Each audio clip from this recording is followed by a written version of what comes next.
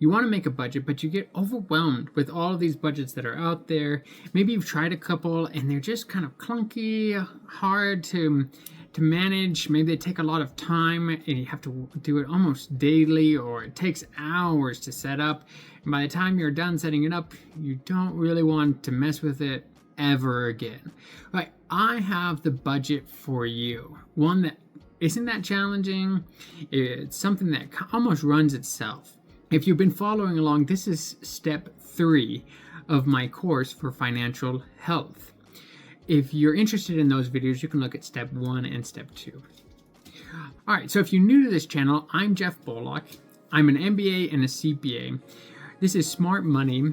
I help people make smarter financial decisions with their money. Now let's jump into this budgeting. If you have already found the perfect budget for you, that's all right. Just stick with the budget that works for you. Sometimes that's Excel. You've already got Excel figured out, or Google Sheets figured out, and it just works perfectly for you. That's great. Continue working on that budget. Tweak it here and there as you need, right? If you have the app, just the perfect app for you, it works perfectly, that's great also. Let me know in the comments below if you have found one that really works. Maybe you'll inspire somebody else who's watching this video so that they can also have a similar budget. But you might also be the person who you have tried both of those and neither of them really work for you. Well, I think this budget strategy really will work for you. Okay, so let me explain what this budgeting strategy is. It's somewhat similar to the envelope system, where you put the cash in the envelope and you bring it to the grocery store, except for it's not cash. All right, let me know if you are still using the envelope system, but I think most people don't really want to bring cash to the grocery store. You don't want to be shuffling through all of that money trying to figure out, okay, it's this envelope, let me pull out that envelope. And it's kind of scary walking around with a bunch of envelopes full of cash. So this is where this budgeting system really works. And this budgeting system is, instead of cash, you use bank accounts.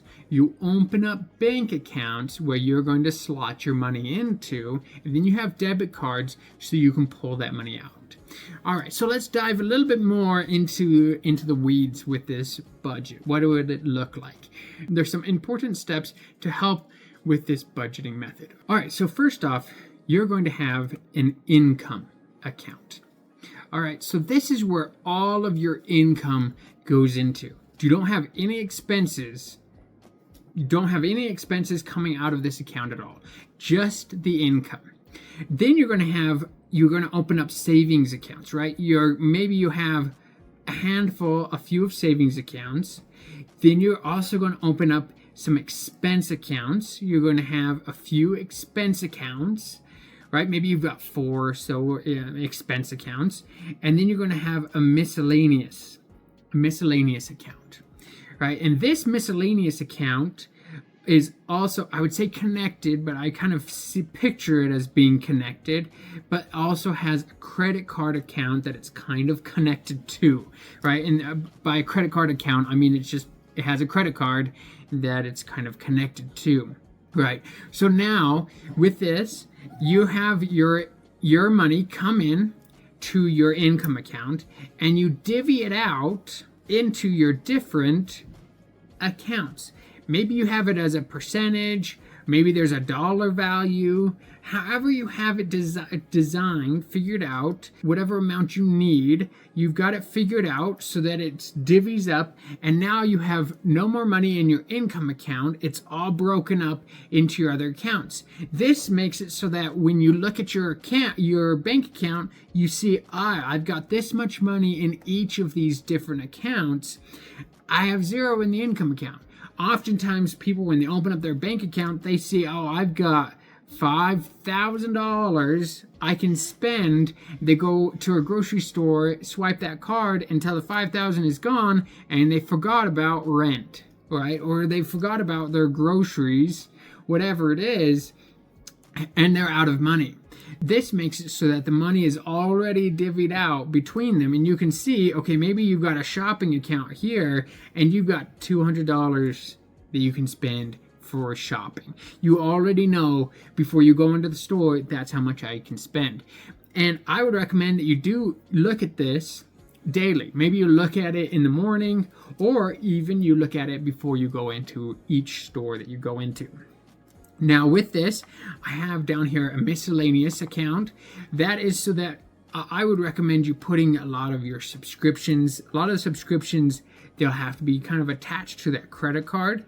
But if you already know, all right, my subscriptions equal out to about $150 a month, then you can put that $150 into that miscellaneous account, and when your subscriptions come in, you immediately have money in your checking account for that credit card. It's paid off immediately. That's why I say it's kind of connected, right? It's as if they're one thing, you just transfer it. Every time that you see, oh, I've got $2.50 in that credit card, $2.50 gets transferred over just like that, right? So it's really easy, really simple that way. The other things that I would say you need to look out for is, say you got a gas account. Gas stations will do a test draw, and so you have to have about $150 in your debit card before they'll let you use that debit card to get gas. So I usually have a baseline of about $150, and then I budget over. My budget goes up and down above $150. So I want to see that $150 go in, and maybe I get $180, buy gas, comes back down to $150. So that's kind of what you see with the gas account. The other thing is, if you're traveling abroad, you will want to let your bank know. This is the same with a credit card, though, that you want to let your bank know. One other aspect that people wonder about when it comes to debit cards is, are they safe? Are they as safe as my credit card? I've heard that credit cards are safer. Banks now have the exact same safety precautions for debit cards as people had with credit cards, right? So it's the same. I've talked to a bank myself, and they have verified that that is true. They have the same precautions. If your bank does not, go to a different bank, all right? So, and then the next one that I would say with this strategy that you want to keep in mind is, some things when you buy online, all right, you buy online, you're going to already have made that purchase. You're going to have already bought something, and it won't hit your account until later. Sometimes it's a week or 2 weeks later. And so that is when you're going to want, I would say that you could have a savings account that's somewhat attached to the account that you use for your online purchases. And that way you could have money build up in the savings account. Then when you buy something, you already have money for it. You transfer it into that checking account, and that money just sits there until the company pulls it out, right? Maybe it's Amazon, Walmart, whatever it is. It's sitting there. That way you don't think, oh, I've got $500 sitting there, I'm going to spend $500. You've doubled how much you've spent. This way you can say, okay, $500, that's already earmarked for something that I've already purchased. All right, so that's kind of the way that you can do that. Now let's step into, how do you actually do this? How do you actually start getting ready for this? Now, you can do it several different ways. Maybe you start by just setting up a couple savings, kind of think in your mind, okay, I need groceries, need a gas. You know, you start setting these things up already. You go to the bank and you say, I need these accounts. I need to open up these accounts. Can I get some that have no fees? You can also ask them for debit cards that are attached to each of those accounts, so you can easily access those different accounts. You know, at first you might have some weird looks. I've had banks that say, no, this is not a good idea, don't do this, right? Because they want you to have the credit card, so they want you to have something else, something that they've already designed. Just tell them, no, this is what I want to do. I'm going to give this a try. I'm going to give this a go, and open up those accounts and see how it is, right? The other way that you can do this, instead of just jumping in and opening up those different accounts, you can track your expenses with a different app.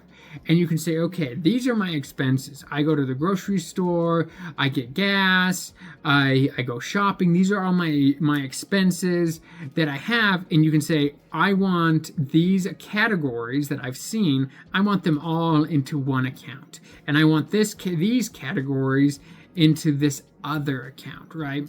And so then you can say, all right, I already know this is what I spend money on, and this is how I'm going to divvy it out. So you can kind of plan it that way if you would like to.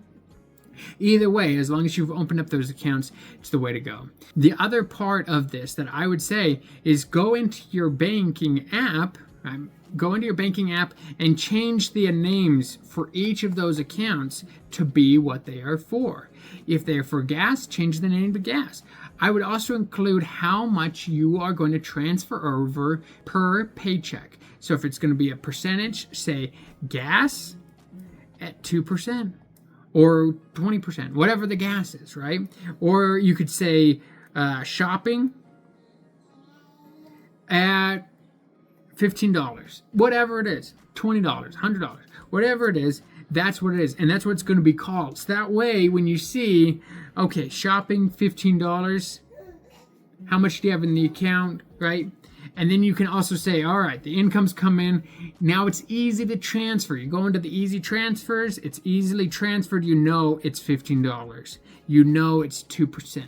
You already have it named that way. You can easily transfer. You don't have to rethink, how much do I transfer over every single time?